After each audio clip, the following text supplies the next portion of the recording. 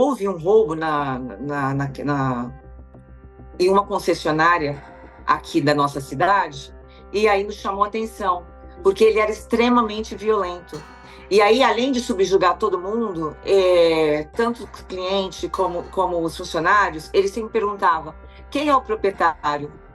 E aí, pro proprietário, ele exigia que fizesse Pix. E na hora que a pessoa perguntava qual a chave Pix, ele fazia uma ligação do celular dele, solicitando para alguém qual conta deveria ser depositado esse valor. E diante dessa extrema violência, ele chegou a fazer Pix de 10 mil, ele fez assim, deu um rombo, mais ou menos uns 60 mil reais. E ele sempre agiu do mesmo modus operandi. Ele chegava numa moto, o capacete ele não tirava do rosto, já chegava dentro da concessionária e era sempre o mesmo discurso: eu quero comprar um carro. Sem olhar o carro. Aí ele dizia determinada marca do carro: eu quero comprar tal carro. E aí a pessoa falava: poxa, achava estranho. Aí, quando ele se via seguro, dominando a situação, ele sacava da arma e aí ele fazia aquele estrago. Levava celular, relógio, tudo que ele podia carregar consigo, além dos valores em Pix que eram depositados em contas diversas. O modus operandi do criminoso é muito interessante isso, sabia? Porque, assim, em regra, é tão interessante isso que a polícia, quando ela vai investigar, ela fala: olha, isso aqui tá com características de assinatura de fulano.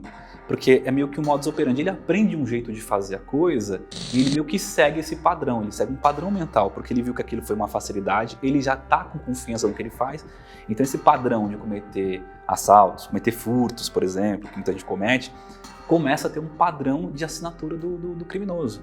E isso ele segue pro resto da vida com isso. Tanto é que a gente consegue hoje identificar crimes que aconteceram há 10 anos atrás e tem a mesma assinatura da questão legal do criminoso que aconteceu hoje. Então, por exemplo, furtadores que usam uma espécie de micha diferente, ou então que conseguem levar um tipo de carro específico.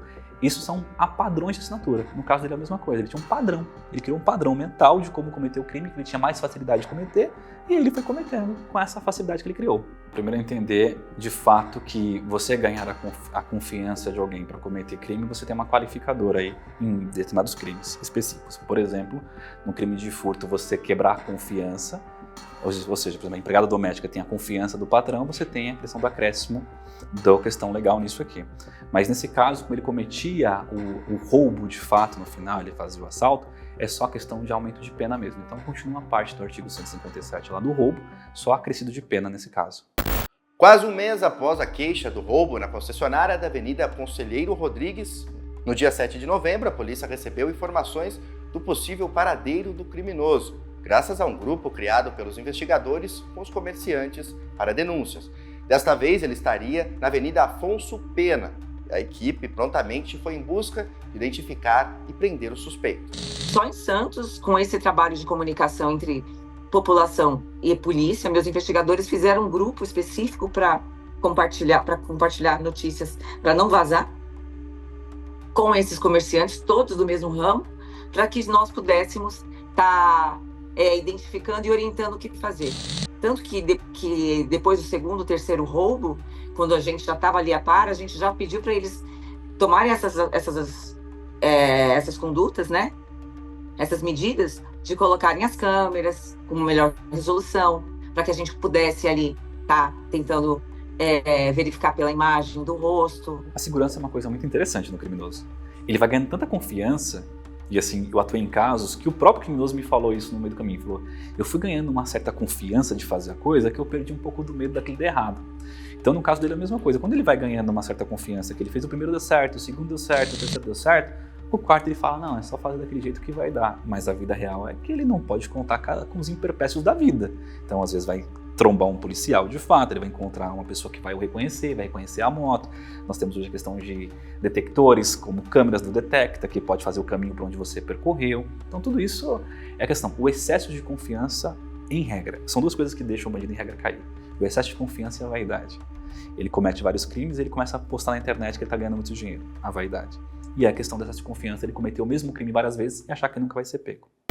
Para identificar o padrão de comportamento do criminoso, a polícia fez uma busca minuciosa em toda a região litorânea de São Paulo e comparou o modo de agir do assaltante da moto vermelha com outros casos.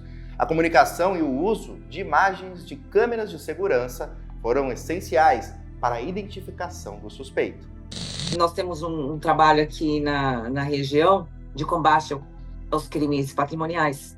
E reunião de consegue, vigilância solidária, vizinhança solidária e um trabalho de conscientização. Meus investigadores começaram a reunir todos os BOs e falaram, poxa, é a mesma pessoa. Aí conseguimos imagens de vigilância. Com essas imagens, eles começaram a chamar todas as concessionárias que tem aqui, revendedoras de veículo.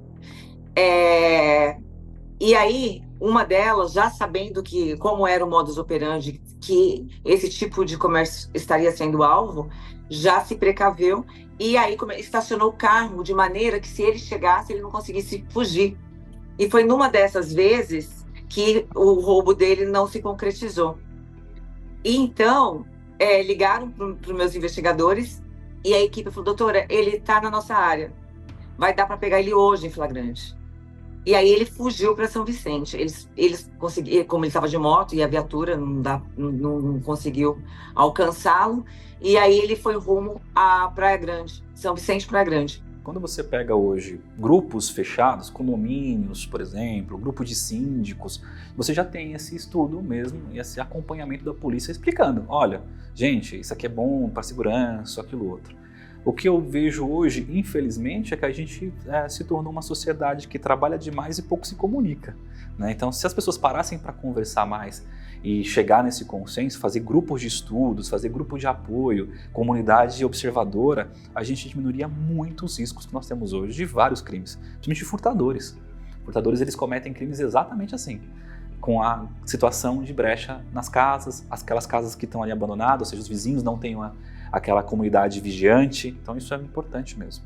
Você sempre tem no seu comércio um sistema de monitoramento.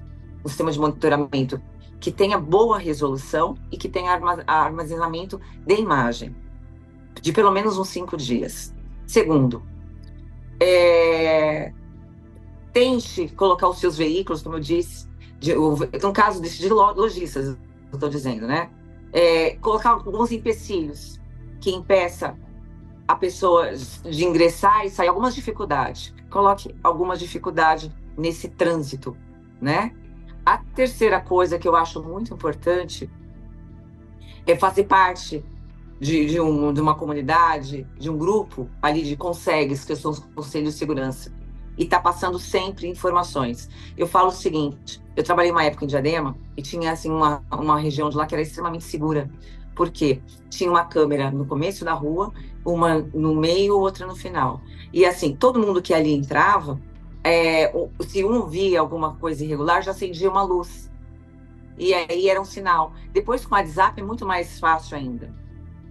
Então, essa ação de exercer a cidadania para evitar crime, compartilhar coisas importantes, especialmente segurança, é fundamental.